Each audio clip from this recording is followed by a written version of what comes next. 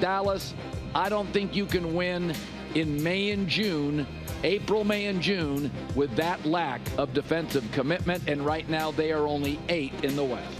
All right, my buddy, former GM of the Arizona Cardinals, made the playoffs 3 times. Steve Keim is now joining us. All right, so this is a fun week.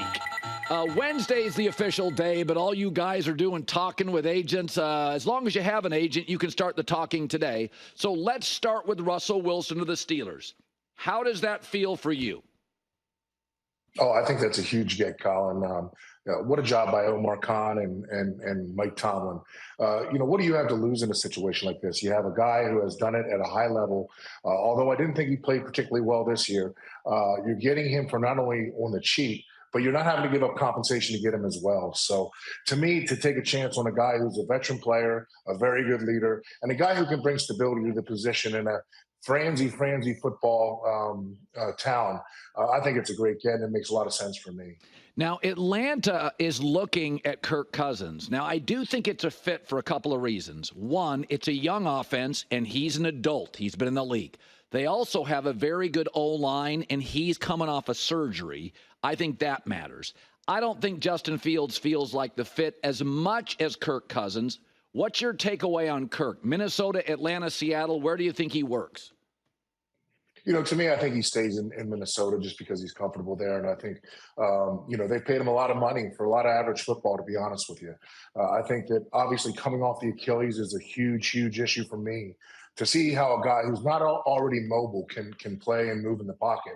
But I think he's set to stay in Minnesota. If he goes elsewhere, I would be concerned. Again, to be able to not only sign a player like Kirk Cousins, who's had the sort of mediocre success in the past, but also a guy coming off an injury and then having to pay him the kind of money you're going to have to pay Kurt. I think you're going to have to pay him probably upwards of $40 million, which to me is a little too steep.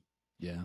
Baker to the Bucks, cementing, looks like more of a 2-year deal. It's reported as a 3, but if you dig in the numbers, I kind of think it fits. What say you?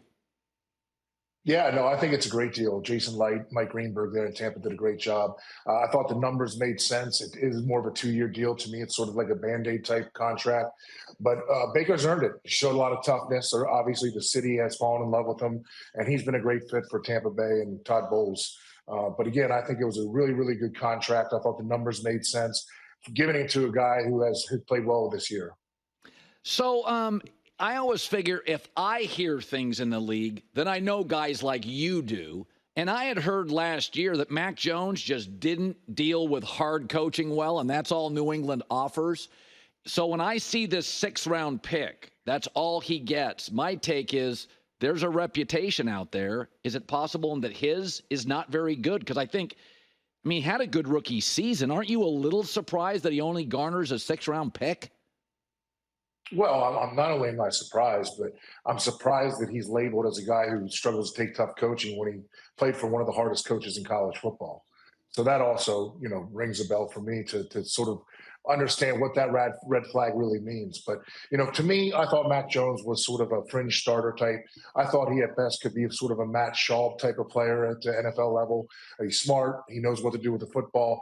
But there are some other questions that I had physically and talent-wise that to me, I think he's a fringe starter or even high backup level player. So what do you make of Justin Fields, who's obviously bigger, stronger, arm moves better? But, Steve, you got to win in this league. He doesn't win. He's a bad for. So what is the value for Justin Fields? How do you view him? See, to me, from a talent perspective, Colin, I think he's a guy that would be worth taking a chance on. That being said, the consistency hasn't been there. The fourth quarter play hasn't been there, as you talked about. The concern to me, and probably the biggest thing that most GMs are facing, is the contract coming up.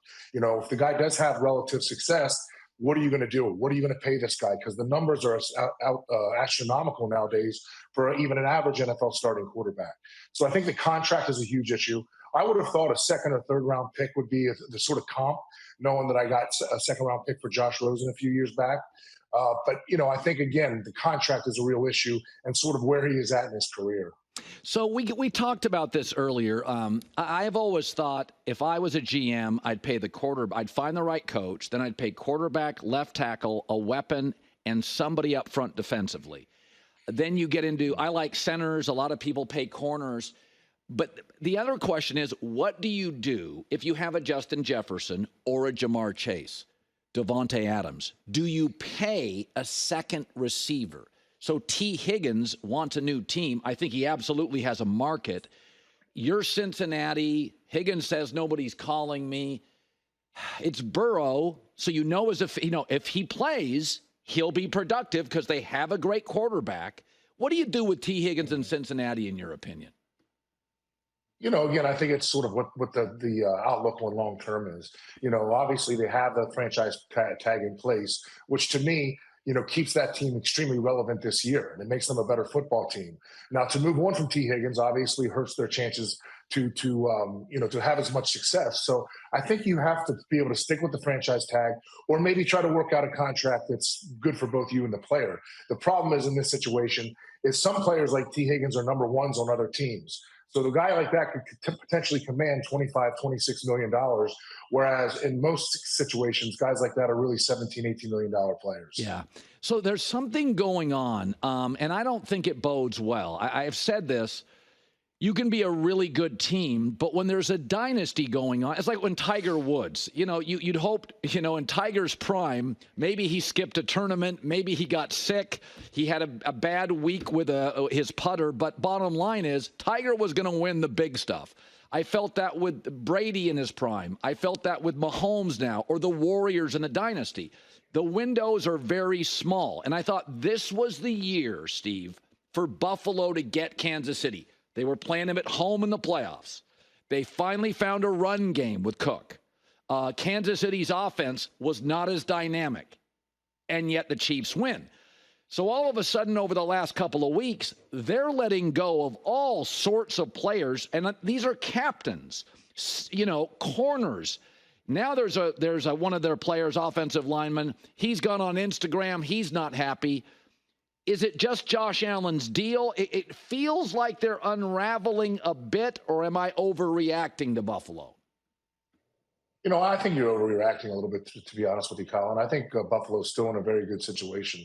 I think obviously the Josh Allen deal has a huge part of it, but at the same time, there comes a point in time too where you have to see the contracts you have on the books, particularly the ones that don't have any more guaranteed money.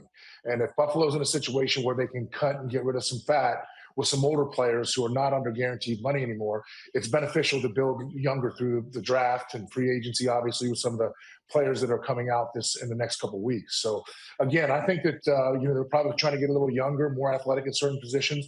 And sometimes when you have to cut the fat with older players too, even if they are captains, there's an injury situation that may be in the fold as well. So you have to take that into account. So the NFL general managers, guys like you, got a present about 10, 12 days ago, and the NFL said, hey, here's an extra $30 million in cap space. And so as a former NFL general manager, to me, that allows the good teams to keep a Chris Jones. What did you make? Right. You had this happen a couple of times where they come in with revenues and they're much higher than people thought. What's your takeaway on the additive money? I mean, clearly the NFL now, whether it's gambling or TV contracts, Steve, it's flush. What did you make of it? Yes. Yeah, no, obviously that the NFL is doing quite well, and certainly the owners are getting richer by the minute. But, I think, again, it comes down to a number of ways of how you have to structure your team. And obviously getting the extra cap relief is a huge deal. Yet at the same time, some of the cash spending is a real big thing for some teams as well. Yeah. So teams that are maybe not bigger markets and teams that aren't as flush financially may not be able to spend as much cash. But for every team, it's going to bring a little more equitable ability, in my opinion. Sorry, I'm breaking up here. But I think it's going to be a good deal for all teams. Certainly some of the teams that have had struggled in the past can get a little bit better quickly. Would you have paid Chris Jones that kind of money? He is a game wrecker in big games. Yes, I would. Again, anybody that's a dominant defender like that, particularly inside, to me, only Aaron Donald is better in the National Football League. And Chris Jones has played big. He's played big in big games. And to me, he's earned that contract. And again, to me, anytime you have a defender up front is that dominant, you've got to keep them on your roster. Yeah. It is interesting. About every third or fourth year, maybe tops, you get a great interior defender. it's one of those positions that God just didn't create many guys that are 300 pounds and move like that, or as strong, as mobile, and Chris and Aaron, Fletcher Cox in his prime. It just, you get one about every 3 years, and so you got to pay him. Steve Keim, great seeing you as always, my friend. Hi, everybody. It's me, Uncle Colin. Subscribe here to get the latest from the herd, including exclusive behind-the-scenes videos and more, wherever you may be, however you may be watching. Thanks again for making us part of your day.